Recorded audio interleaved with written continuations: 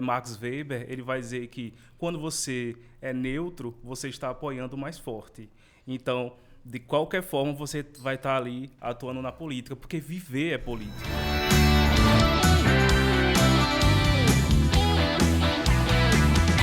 Oi, gente! Bora ferver nossas cabeças, porque hoje vamos falar de coisa pública. Eleições e democracia é um assunto seu, meu, nosso, é assunto sério e também é assunto de Enem. Então aproveita, já compartilha esse vídeo, ativa as notificações também com o sininho, deixa teu like, encaminha aí pro teu amigo, pro teu crush. Outra coisa, se inscreve na nossa plataforma, lavemOenem.com.br. Dentro da nossa plataforma, a gente tem também uma plataforma de correção de redações, onde você pode encaminhar a sua redação de acordo com o tema que a gente deixou lá disponível e ainda receber a devolutiva, que é a melhor parte, para você exercitar aí a redação. Combinado? Segue a gente também nas redes sociais, @LaVemOenem. Você está exercendo democracia? Sabe do que se trata? Então, a gente vai falar sobre esse assunto. E para conversar sobre isso, trouxemos Rafael Nogueira, que é licenciado em História pela UERJ, mestre em História Política pela UERJ também, professor? Professor de História e Relações Públicas. E também está aqui com a gente Vinícius Gabriel, que é cientista social e mestre em Sociologia, é professor de Sociologia e também de Filosofia do Ensino Básico e também atua na educação em prisões. Olha só.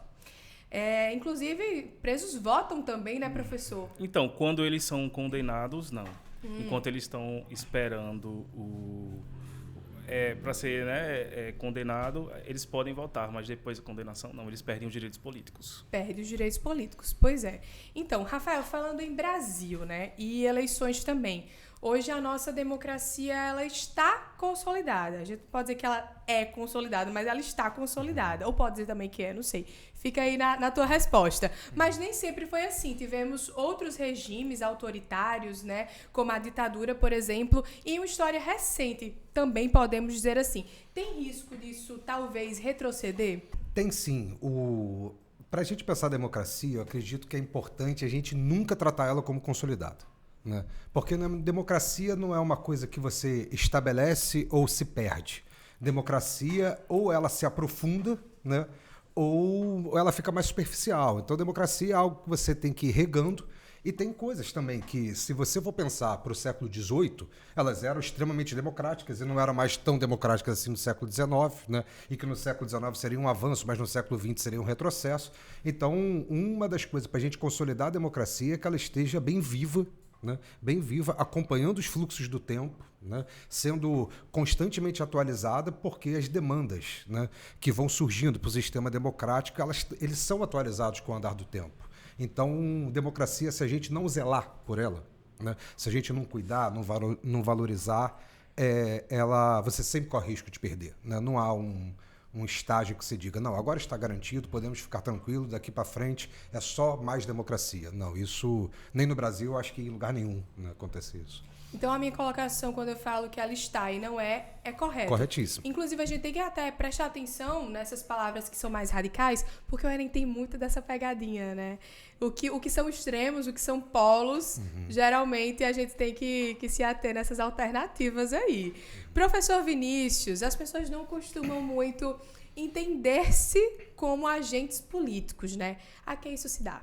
Então, os agentes políticos, são pessoas que atuam, na política de forma não só partidária, mas também, na verdade, todos são agentes políticos, Um sociólogo, Max Weber, ele vai dizer que quando você é neutro, você está apoiando o mais forte. Então, de qualquer forma, você vai estar ali atuando na política, porque viver é político. Então, tem os agentes políticos partidários, que são aquelas pessoas que se candidatam, que estão ali apostando para participar de forma ativa na vida política, e tem também as pessoas que trabalham de outras formas na política, As pessoas que estão nas assembleias, nos sindicatos, Você também está ali atuando na política. Mas por que a gente muitas vezes não se entende dessa forma? Já que cada um somos agentes políticos, mas às vezes, por exemplo, negligenciar até de não ir votar, por exemplo, de votar nulo. Porque é colocado no senso comum, de que a política é algo ruim, que todo mundo está envolvido em corrupção, né? De que eu preciso me afastar disso porque não é importante, né? E aí a gente pode pensar, será que isso é um jogo das pessoas que estão no poder? Porque é conveniente para essas pessoas, né? Assim, que estão no poder político, de que a sociedade se afaste disso, né?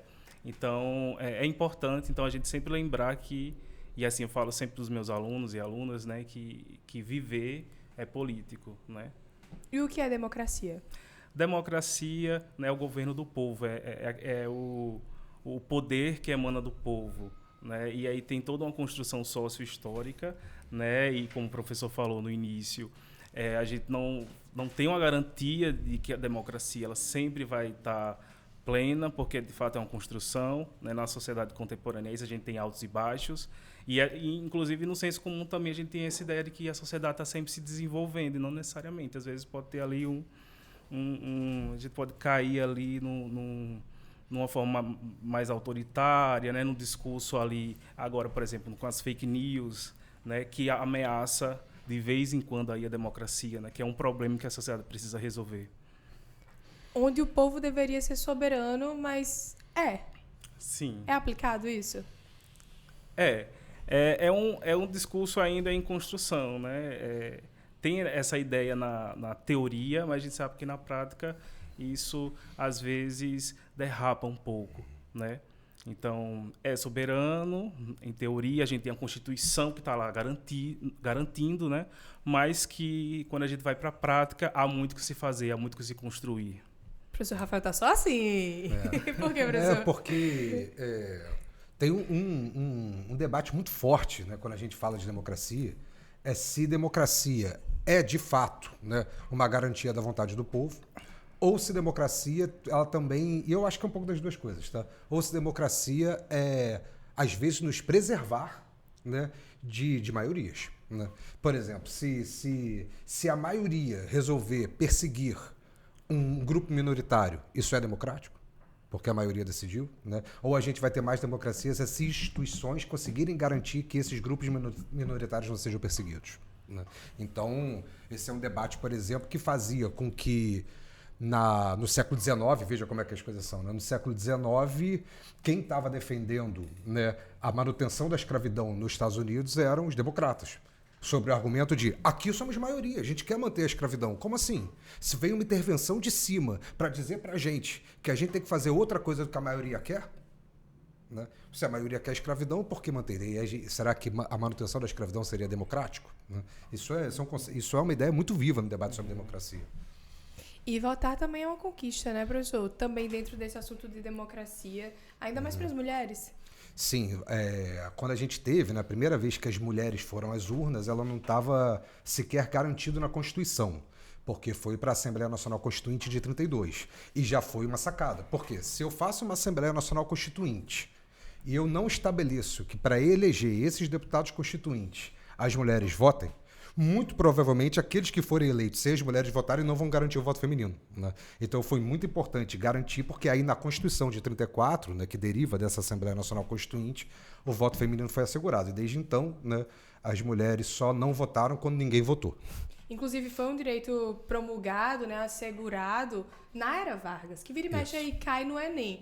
É um tema indispensável de se estudar, né, Era Vargas. Sem dúvida. Vargas primeiro porque ninguém esteve mais no poder, né, na era republicana do que ele. Então é muito tempo de governo, são muitas instituições sendo criadas, né, e o Enem tem uma série de habilidades, né, de competências ligadas a isso, né, o papel das instituições, o papel dos movimentos. Então a gente já teve, por exemplo, o movimento sufragista lá, né, liderado pela Berta Lutz, né, pelo voto feminino, caindo, e isso tinha relação com o Estado se redesenhando ali, as instituições, né, aquela transição daquela república oligárquica, né, para um outro tipo de república. O período Vargas ele é muito decisivo. Então, ali a gente tem as raízes de uma série de debates, né? Se a gente for acompanhar os debates atuais, né, atuais. Muitos deles remeteram a Vargas, né? Leis trabalhistas, Petrobras. Então, assim, Faz parte da nossa história, Claro. né? E vai continuar fazendo também. Tá presente. Está presente. E é aquela estigma, né? A gente precisa estudar a história do passado para entender o que está rolando agora e o que ainda virá a acontecer, né? Mas ainda falta representatividade feminina. O que isso explica? Como que a sociologia explica isso, trazendo para essa base política, Vinícius? Então, porque o poder, né, ele foi construído a partir de homens brancos, né? Esse recorte deste grupo social. E os outros grupos, historicamente, eles não tiveram tanto acesso a isso. Então, a gente está hoje, em 2024, né? Quantas mulheres foram presidentes do Brasil? Né? Quantas mulheres estão... Uma, né? Do meu conhecimento? Sim. Só a Dilma. Isso, só a Dilma Rousseff, né? E o Congresso ainda tem pouquíssimas participações femininas, né? Há hoje no Congresso Nacional 91 mulheres de 513 deputados, né? Então é importante essa representatividade não só para as mulheres, mas para a população negra, a população LGBT. Temos 2 mulheres trans, né, no Congresso.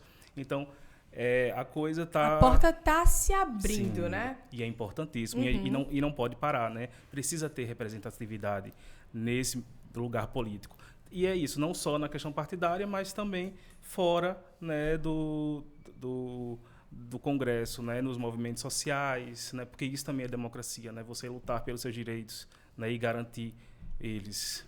Eu me lembro da representatividade política de Cleópatra, tá? Ela foi realmente uma mulher que colocou isso pra frente, né? Essa posição política da mulher. Sim. Fala um pouquinho sobre isso, por favor. O Egito, né, o Egito Antigo, ele tinha essa representatividade feminina e, assim, era um dos poucos lugares na antiguidade onde a mulher poderia chegar nesse patamar. E esse caso mostra, né, como é que com o tempo, né, óbvio que a gente hoje não olharia para o sistema egípcio e falaria isso é a democracia, né, mas quando a gente está falando de Egito, a gente está falando com sociedades contemporâneas a ele, né, aí de fato se destaca, né, a gente tem uma Cleópatra num lugar de liderança, assim, porque... E super respeitada também. Se a gente for olhar né? os vizinhos, né, não era o caso dos vizinhos. E ainda falando sobre isso, sobre mulheres na política, o professor Vinícius também trouxe uma questão que traz essa abordagem. Vamos lá, professor, fica à vontade. Então, Enem 2017. A participação da mulher no processo de decisão política ainda é extremamente limitada em praticamente todos os países, independentemente do regime econômico e social e da estrutura institucional vigente em cada um deles. É fato público e notório, além de empiricamente comprovado, que as mulheres estão, em geral, subrepresentadas nos órgãos de poder, pois a proporção não corresponde jamais ao peso relativo dessa parte da população. Antes do senhor explicar e dizer a resposta, vão computando aí, coloque nos comentários o que você acha que é o correto aí nessa questão, né? Já vai analisando. E aí vem a explicação, professor. Então, no âmbito do Poder Legislativo brasileiro, a tentativa de reverter esse quadro de subrepresentação tem envolvido a implementação pelo Estado de A. Leis de combate à violência doméstica, B. Cotas de gênero nas candidaturas partidárias, C. Programas de mobilização política nas escolas, D. Propagandas de incentivo ao voto consciente ou E. Apoio financeiro às lideranças femininas. Então, é sempre importante a gente ver o comando da questão, né? O que é que a questão está falando, né? Participação de mulheres na política.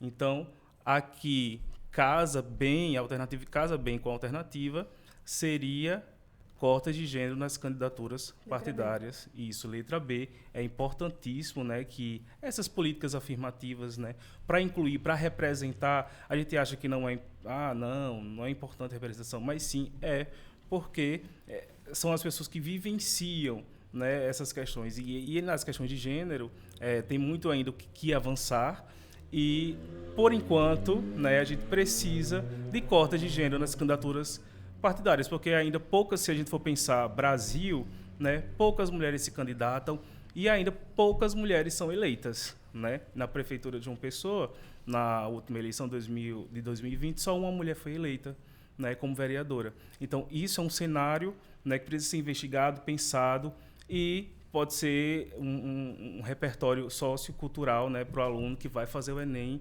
e precisa pensar sobre essas questões. Né? Pode cair na redação, facilmente, né? Sim. E o professor Rafael também trouxe uma questão, vamos lá. É difícil encontrar um texto sobre a proclamação da República no Brasil que não cite a afirmação de Aristides Lobo no Diário Popular de São Paulo de que, aspas, o povo assistiu aquilo bestializado. A versão foi relida pelos enaltecedores da Revolução de 30, que não descuidaram da forma republicana, mas realçaram a exclusão social, o militarismo e o estrangeirismo da fórmula implementada em 1889. Isto porque o Brasil brasileiro teria nascido em 30, né? República consentida, cultura democrática e científica no final do Império. Aí o comando, né?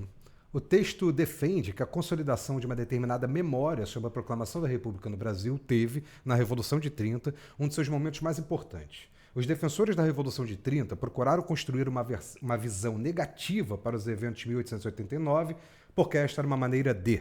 né? Essa questão foi uma questão que eu quis trazer, porque ela é uma questão de produção de memória. Aí. Né?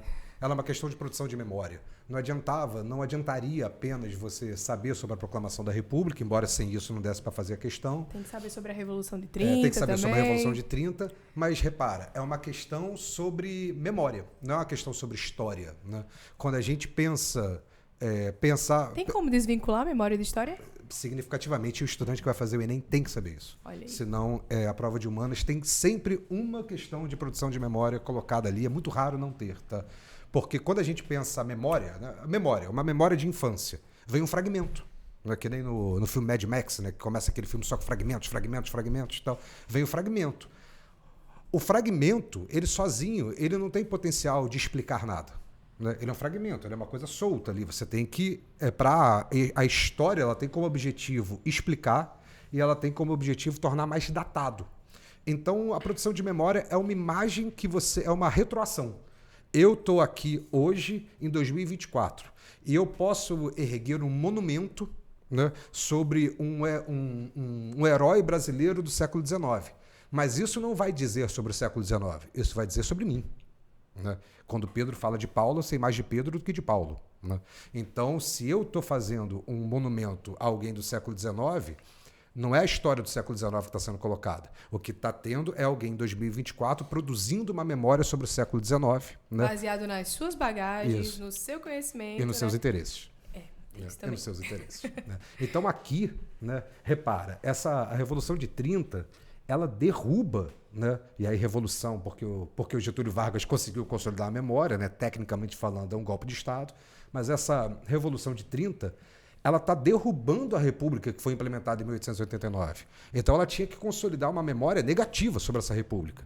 E quando essa República é fundada em 1889, tem essa frase muito famosa, né, do Aristides Lobo, de que a República, aspas, né, a proclamação da República foi uma marcha militar a qual o povo assistiu bestializado. Ou seja, não teve participação popular. Né? O modelo implementado era um modelo importado. Né? Estão pegando o liberalismo americano e aplicando no Brasil sem entender as particularidades. Por isso Zero que o texto... democracia, né? Ali Inclusive, você tinha... bestializados inertes, né?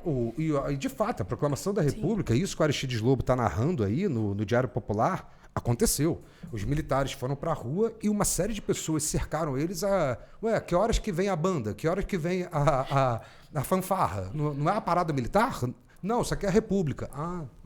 República? Quem é essa senhora que eu não conheço? Então, isso não estava sendo debatido na sociedade. Né? Então, um processo que vem do nada.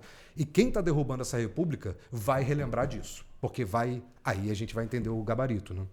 Que fala, letra A, valorizar propostas políticas, democráticas e liberais vitoriosas.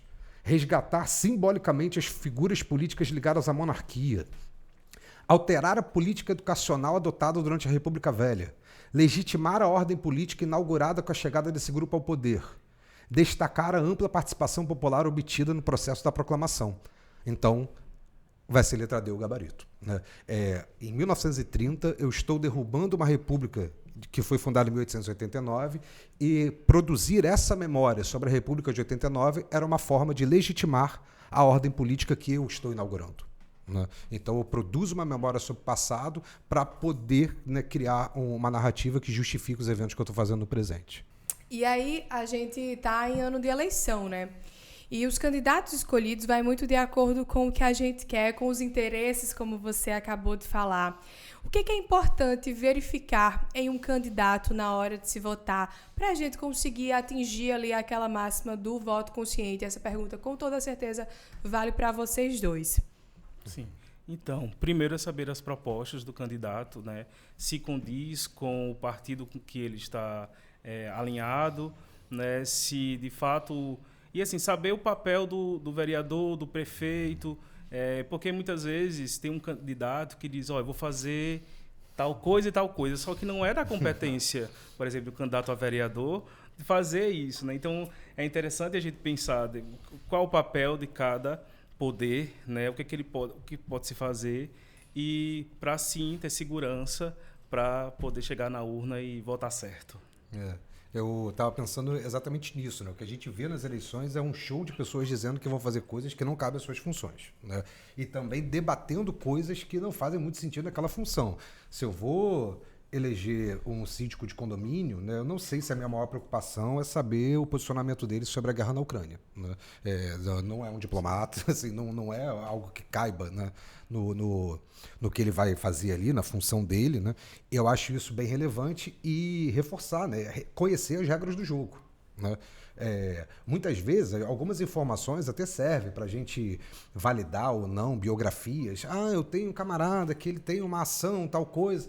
Tá, tudo bem, mas se ele vai para a Câmara Municipal, ele vai votar o orçamento da saúde, né? Ele vai votar o orçamento de educação, ele vai votar uma série de coisas que está muito além de uma ação, né, que ele pode fazer ali. Isso pode até validar uma biografia, mas não é isso que ele vai fazer. Então, o primeiro passo para o voto consciente é entender as regras do jogo, entender o que é esse jogo, né, e saber, né, e aí, claro, conferir se o candidato que você está votando se coaduna com o que você pensa num senso mais geral, né? A coisa que eu acho que mais despolitiza, né? E aí tem razões históricas para isso, que eu não vou me aprofundar, mas como que a eleição do legislativo ela é despolitizada, né? A gente até vê eleições para o executivo bem politizadas, né? Quem você vai votar para governador, presidente, todo mundo tem muitos argumentos. Mas quando você vai para a legislativa, tem um amigo que tem... Tá, mas... Ali é voto de bancada, ali é voto de partido, ali você está votando orçamento, né? Por que essa eleição a gente despolitiza, né? Isso é uma coisa que tem que ficar muito atento para consolidar a democracia. Muita gente, tão importante quanto, né? Muita gente esquece quem votou, né? Para o legislativo, vereador, deputado, senador, para quem votou, né? E aí, não lembro mais. Fica mais marcado de fato quando é para prefeito, para governador, para presidente, né? Isso é um sintoma, né? E a gente está nas vésperas aí das eleições, que neste ano é para prefeito e vereador, que é uma instância realmente menor, né, mas muito importante ainda, porque está mais perto ali do povo. Ou pelo menos deveria, né? Vocês querem comentar sobre isso? É muito local, né? E tem, por exemplo, quando a gente está falando de SUS, né, ele tem atribuições nacionais, tem atribuições estaduais, tem atribuições municipais.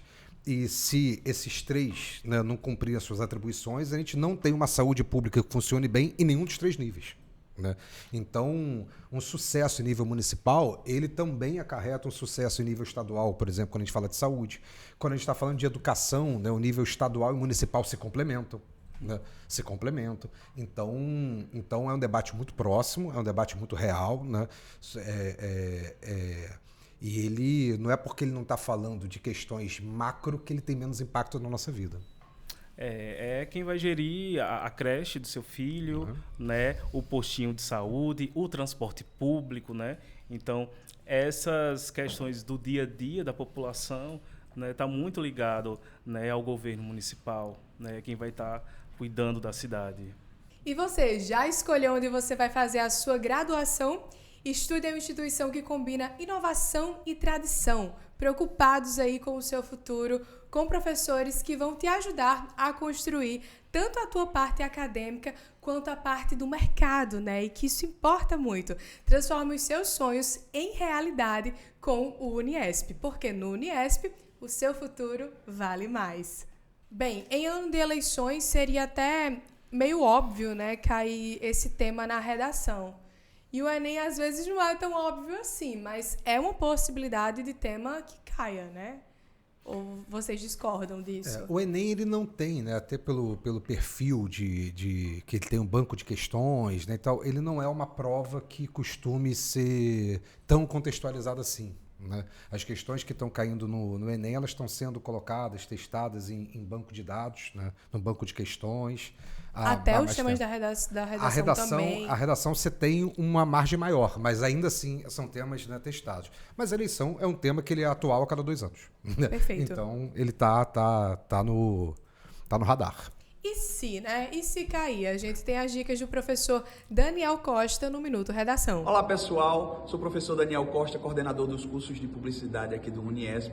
E para vocês que vão fazer redação, dentro dessa temática de eleições e democracia, a gente dá sempre a dica de buscar ampliar o repertório de vocês. Procurem nas plataformas de streaming documentários, vídeos, filmes que falem desses temas. Também acompanhem as notícias, né? Não só do Brasil, que estamos em campanha eleitoral, mas também do mundo, Estados Unidos e outras, não apenas desse ano, mas de anos anteriores. E vocês já conhecem muito bem os 5 eixos que são analisados na redação do Enem. É praticar, pratiquem bem, busquem os argumentos, desenvolvam, façam essa prática que vocês vão ter sucesso. Então, vamos lá vem o Enem. Como é que vocês acham que o Enem abordaria esse tema? Teria numa redação, né? Numa redação. Ou até mesmo em questões também. Eu acho que relacionaria anos, né? com cidadania. Né? Eu acho que o Enem não trabalharia a democracia como simples representação. Né? Você vai lá e elege representantes. Né? Eu acho que ele trabalharia participação, cidadania. Isso que a gente tá puxa falando muito para a sociologia, né? De regar a democracia. Isso, né? Movimentos sociais, atuação, os ganhos, né, dos movimentos sociais nos últimos anos. Né? Temos aí como o governo federal, né? Uma ministra dos povos indígenas, né? Uma ministra que trabalha a vertente, né, para a população negra. Né? Então, assim, tivemos algumas mudanças e que, de fato, foram ganhos, né, dos movimentos sociais, das pessoas, dos agentes políticos, né, que a gente estava falando no início. Né? Não só partidário, mas assim, da população que atua, que vai lutar ali por seus direitos, né? É isso, Obrigado. gente. Então, se você quiser ficar por dentro de tudo que envolve o Enem com o time Nota 10, acompanhe a gente nas redes sociais, @lavemOEnem. Aproveita também para se inscrever na nossa plataforma, lavemOEnem.com.br. Encaminha aí esse vídeo que eu tenho certeza que vai ajudar alguém, principalmente agora, nessa época de pré-eleições. É isso, até o próximo episódio. Cheiro!